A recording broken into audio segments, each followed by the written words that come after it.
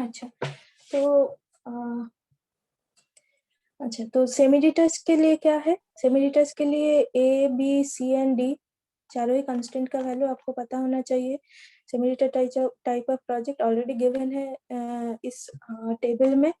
तो उसका वैल्यू क्या है? ए का वैल्यू 3.0, बी 1.12, सी है आपका 2.5 एंड डी का वैल्यू है 0.35।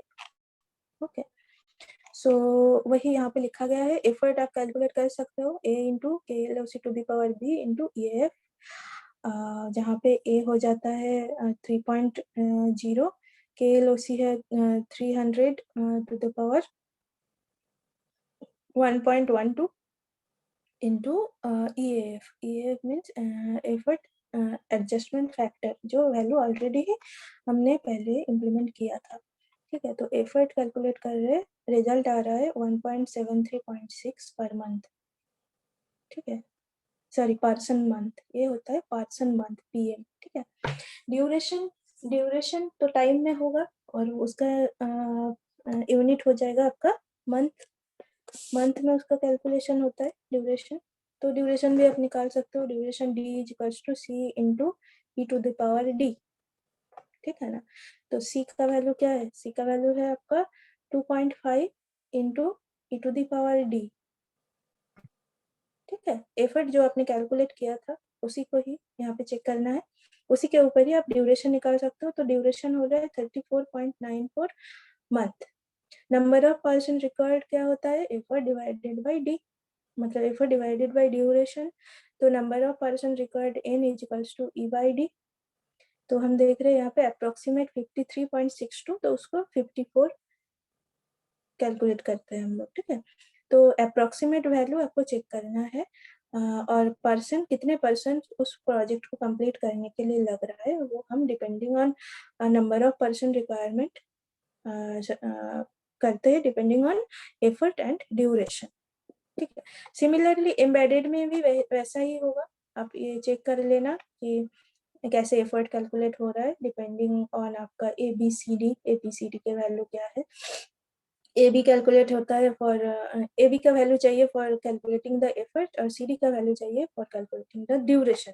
ठीक है, तो कितने number of person are required for executing the embedded type of project, आप देख रहे हो यहाँ पे अप्रोक्सीमेट 87% का जरूरत है। ठीक है, तो ये कुछ मेथोडोलॉजी है। और अगर आपके पास कोई भी कॉम्प्लेक्सिटी और कोई भी इंजीनियरिंग मेथड का रिक्वायरमेंट, परफॉर्मेंस रिक्वायरमेंट, उसका एप्लीकेशन का वैल्यूज पहले से ही दिया गया हो, तो उसके बेसिस पे हमें एफर्ट का कैलकुलेशन, एफर्ट का एडजस्टमेंट फैक्टर चेक करके ही हम उसके बाद कोई भी प्रोजेक्ट का एफर्ट एंड ड्यूरेशन कैलकुलेट करते हैं।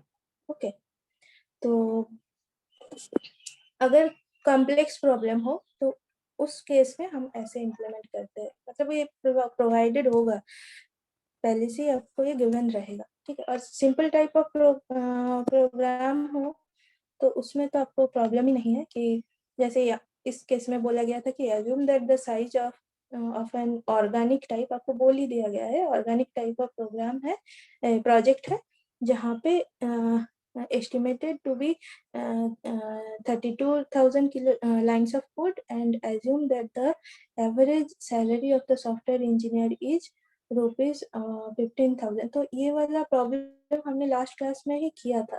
तो ये सिंपल है, आपको बोल दिया गया है कि determine the effort required to develop the software product and nominal development time. सिर्फ आपको एफर्ट बोला है और ड्यूरेशन पूछा है, और ये भी बोल दिया गया है कि the type of the project is organic type project.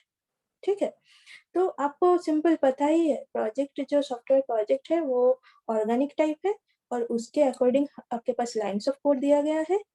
दो चीजें चाहिए हमें कि प्रोजेक्ट क्या है, कौन सा टाइप ऑफ प्रोजेक्ट है, उसमें कितने लाइंस ऑफ कोड का यूज हो रहा है। ठीक है, लाइंस ऑफ कोड पता चलेगा तो हम एफर्ट निकाल सकते हैं depending on the constant value for different type of project, organic, semi detach and embedded.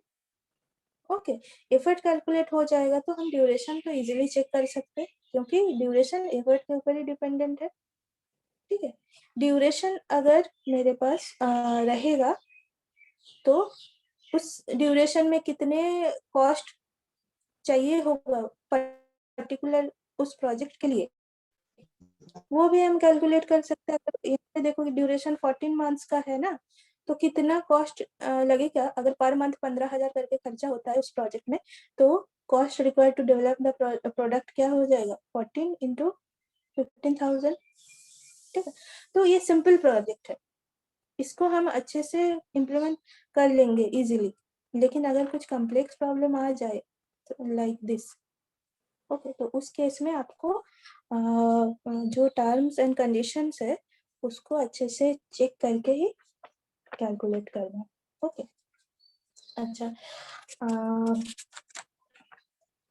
एक प्रॉब्लम मैं दे रही हूँ, आप लोग थोड़ा राइट डाउन कर लो, यहाँ पे वो नहीं है तो उसको आप लोग सॉल्व करना।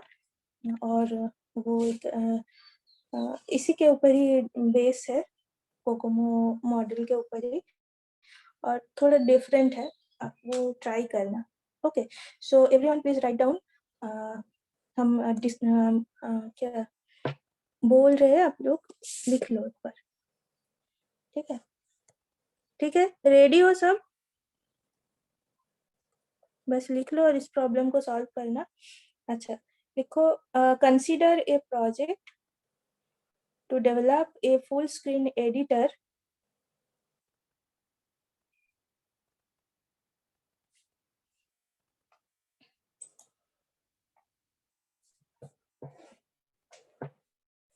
ठीक है, the major components identified are screen edit, command language, और ये सॉल्व करके नेक्स्ट क्लास में मैं पूछूंगी। ठीक है, करना है आप लोगों को। सो screen edit, command language interpreter, then file input and output, cursor movement, screen movement. ठीक है, और हर एक के लिए साइज एस्टिमेशन दिया गया है आपका कि the size for this are estimated to be 4K, 2K, 1K, 2K and 3K। ठीक है, तो स्क्रीन एडिटर के लिए 4K है, कॉमन लाइन इंटरप्रेटर के लिए 2K है, okay, file input and output के लिए 1K है, कर्सर मूवमेंट के लिए 2K है, एंड स्क्रीन मूवमेंट के लिए 3K है। यहाँ तक सबने लिखा है? किसी को कोई दिक्कत है तो पूछ सकते हो।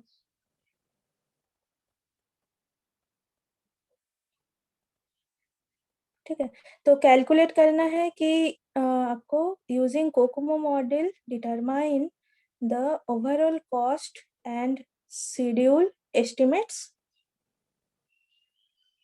साइज एस्टिमेशन का वैल्यू एक बार फिर से बताइए। अच्छा, क्या लिखे हो आप बताओ, तो शुरू से बताओ। Screen editor size, screen edit size का 4K होगा। ठीक है, कमांड लैंग्वेज इंटरप्रेटर का साइज 2K होगा, फाइल इनपुट एंड आउटपुट का साइज 1K होगा। ठीक है, कर्सर मूवमेंट 2K होगा, और स्क्रीन मूवमेंट 3K होगा। ठीक है, ये 5 कंपोनेंट आपको दिया गया है। ओके, और आपको चेक करना है कि एक तो overall cost and schedule estimates, overall कितना कॉस्ट एंड शेड्यूल एस्टिमेट हो रहा है। और नेक्स्ट जो है, मतलब option B, cost and schedule for different phases. Different phases means screen editor size, मतलब स्क्रीन एडिट के टाइम पे कितना आपका कॉस्ट एंड शेड्यूल है। ठीक है, फिर कॉमन लैंग्वेज इंटरप्रेटर में क्या आप कैसे निकाल रहे हो, मीन्स वहां पे क्या करना है आपको, सिर्फ effort, duration and number of persons, यही चेक करना है हर एक कंपोनेंट में। स्क्रीन एडिट में कितना हो रहा है, कमांड लैंग्वेज इंटरप्रेटर में कितना हो रहा है, फाइल इनपुट एंड आउटपुट में कितना हो रहा है, ठीक है। और एक करना है आपको overall cost, cost and schedule estimate. Means cost and schedule estimate means क्या है, आपको effort and duration he calculate करना है। ओके, तो overall effort and duration calculate करना है, और इंडिविजुअल कंपोनेंट के ऊपर effort, duration and number of person सबको कैलकुलेट करना है, ठीक है।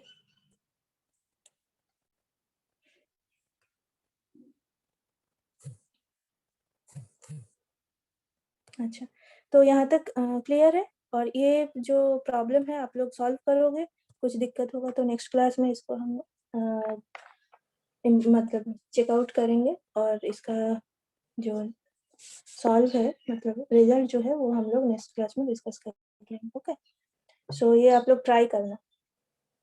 और हर एक कंपोनेंट का आपके पास वैल्यूज दिया गया है, मतलब एस्टिमेटेड साइज दिया गया है कि कौन सा क्या है, कि जैसे स्क्रीन एडिट का साइज है 4K, कमांड लैंग्वेज का है 2K, ऐसे डिफरेंट इसका एस्टिमेटेड साइज प्रोवाइडेड है। उस हिसाब से आपको effort, duration and number of persons check करना है, ठीक है। ओके, ठीक है, तो आई थिंक यहाँ तक सब क्लियर है सबको।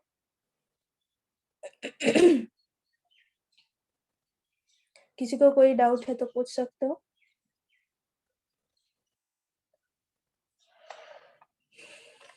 ओके, ओके, चलो, thank you for joining the class, ठीक है। तो एंड कर रहे हैं अब यहाँ पे, थैंक यू।